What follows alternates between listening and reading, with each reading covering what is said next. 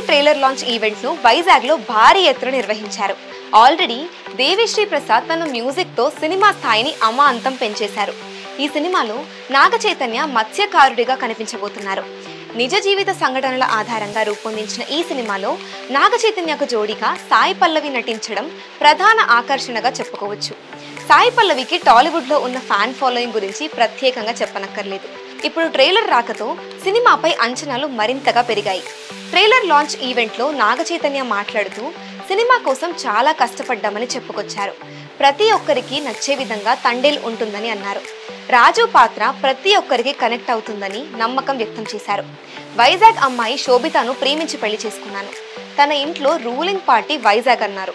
వైజాగ్ లో తన సినిమాకి వసూళ్లు ఎక్కువ రాకుంటే ఇంట్లో పరువు పోతుందని సరదాగా ఫ్యాన్స్ ని ఉద్దేశించి అన్నారు.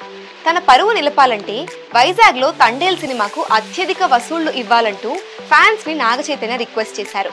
నాగ చైతన్య మాటలకు అంతా గట్టిగా నవ్వారు. అంతేకాకుండా చైతు వ్యాఖ్యలు సోషల్ మీడియాలో వైరల్ అవుతున్నాయి.